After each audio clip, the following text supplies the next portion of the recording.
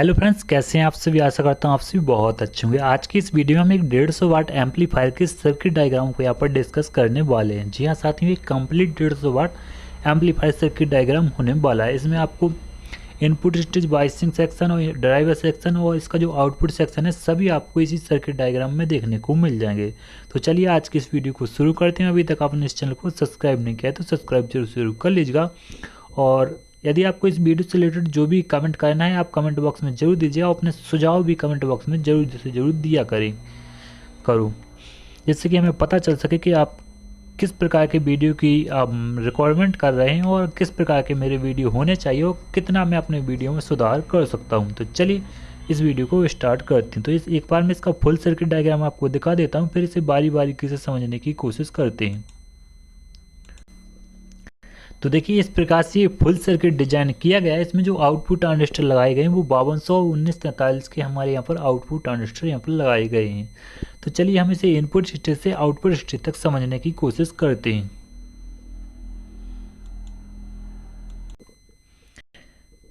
तो देखिए आप यहाँ पर देख पाए ये दो ट्रांजिस्टर हमारे लगाए गए हैं। तो ये हमारे यहाँ पे एक डिफरेंशियल स्टेज का ट्रांजिस्टर होता है, एक इनपुट स्टेज का ट्रांजिस्टर होता है। ये ट्रांजिस्टर हमारे जो नंबर है ट्रांजिस्टर का A1015 यानी दोनों ही हमारे यहाँ पर PNP ट्रांजिस्टर हैं।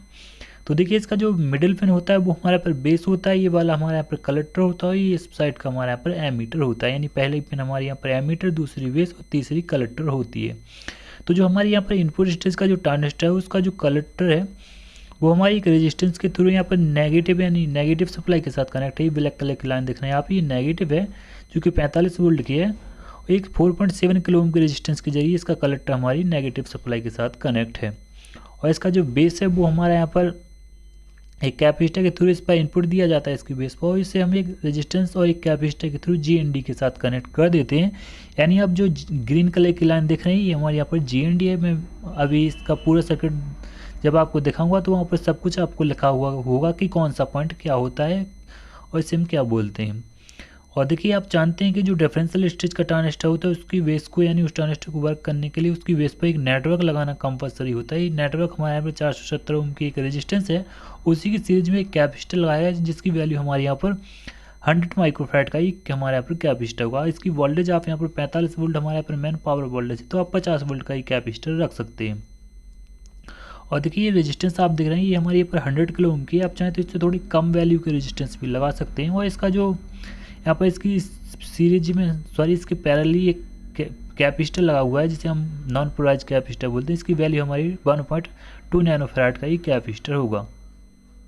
और ये जो हमारा इनपुट कैपेसिटर लगाया गया है वो हमारे यहाँ पर जो लगाया गया है वो 1 माइक्रोफैराड का है। इसका वोल्टेज भी आप 50 वोल्ट या फिर 25 वोल्ट रख सकते हैं। तो इस पॉइंट पर हमें इनपुट सिग्नल देना होता है। ये ट्रांजिस्टर जो आप ये रेजिस्टेंस देख रहे हैं 100 किलो ओम की रेजिस्टेंस, ये ट्रांजिस्टर को अपनी बायसिंग वोल्टेज यानी इस ट्रांजिस्टर को वर्क करने के लिए इसकी बेस पर वोल्टेज देता है नेगेटिव में। तो ये ट्रांजिस्टर हमारे यहाँ पर वर्क करता है और जो हम यहाँ पर इनपुट सिग्नल देते हैं उसका आउटपुट हमें इस ट्रांजिस्टर के कलेक्टर से देखने को मिलता है। यानी इस पॉइंट के इस यहाँ पर जो रेजिस्टेंस दिख रहे हैं इस पॉइंट से हमें यहाँ पर आउटपुट देखने को मिल जाता है। यहाँ पर इस आउटपुट को और बूस्ट करने के लिए हमें यहाँ पर एक ट्रांजिस्टर का यूज किया गया जिसका नंबर हमारे यहाँ पर TIP31C ट्रांजिस्टर है। और देखिए जो हमारे यहाँ पर फीडबैक है, ये फीडबैक रजिस्ट्रेशन हमारी 39 किलो ओम की फीडबैक रजिस्टेंस लगाई गई है। तो आपको इस सर्किट से काफ़ी ज़्यादा गैंग देखने को मिलेगा, यानी इसमें आपको बहुत ज़्यादा गैंग देखने को मिलेगा। आप इसके गैंग को कंट्रोल भी कर सकते हैं इसकी वैल्यू को कम करके। तो देखिए यहाँ पर इन दोनों ट्रांजिस्टरों के एमीटर पे जैसा कि आप जानते हैं 0.7 वोल्ट की रिक्वायरमेंट होती है, तो इसके लिए यहाँ पे एक रेगुलेटर सर्किट का अरेंजमेंट किया गया। तो इसके लिए एक 3.9 किलो ओम की रेजिस्टेंस लगाई गई है और वोल्टेज को क्लैम्प करने के लिए यहाँ पर एक 24 वोल्ट का जीना डायोड यूज किया गया है। इस जीना डायोड के लगा देने से क्या हुआ कि यहाँ पर आपको 24 वोल्ट देखने को मिल जाएगा। यानी जो ब्लैक कलर की पट्टी देख रहे हैं ये दोनों रेजिस्टेंस के जो कॉमन पॉइंट है जहाँ पर जीना डायोड भी कनेक्ट है, इस पॉइंट पर आपको 24 वोल्ट देखने को मिलेगा। और यहाँ पर दो रेजिस्टेंस सीरीज में कनेक्ट है 10 किलो ओम की, तो आपको यहाँ पर 0.7 वोल्ट आपको यहाँ पर पॉजिटिव में वोल्टेज देखने को मिल जाएगा। और इस जो जीना डायोड है वो 24 वोल्ट का है, इसका ये GND के साथ कनेक्ट है जीना डायोड यहाँ पर। तो इस प्रकार से एक रेगुलेटर सर्किट का भी यहाँ पर अरेंजमेंट किया गया है। तो आप जो भी हम यहाँ पर इनपुट सिग्नल देते हैं वो इस ट्रांजिस्टर के थ्रू हमें यहाँ पर इसकी कलेक्टर से आउटपुट देखने को मिल जाता है। एम्पलीफिकेशन का काम यही करता है, ये ट्रांजिस्टर हमारे यहाँ पर फीडबैक को कंट्रोल करता है।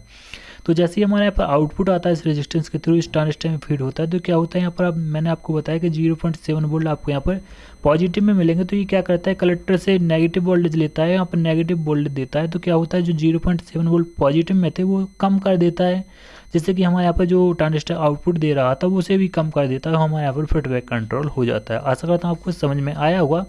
और कोई भी डाउट रहता है तो कमेंट बॉक्स खाली, कमेंट बॉक्स में आप अपना डाउट और अपनी सुझाव वगैरह जरूर से जरूर शेयर किया करो। तो चलिए हम यहाँ पर थोड़े और सर्किट को लेते हैं, फिर समझने की कोशिश करते हैं। तो देखिए, जैसा कि मैंने आपको बताया था कि ट्रांजिस्टर हमारा और सिग्नल को बूस्ट करता है, साथ ही बायसिंग वोल्टेज में भी मदद करता है। तो आप इसका एमीटर देख पाए, ये एमीटर हमारे यहाँ पर माइनस सप्लाई के साथ कनेक्ट है, और जो कलेक्टर है उस पर एक 10 ओम की रेजिस्टेंस लगी है, 10 ओम की रेजिस्टेंस है, और ये 3 डाइकोड यहाँ पर सीरीज में कनेक्ट है।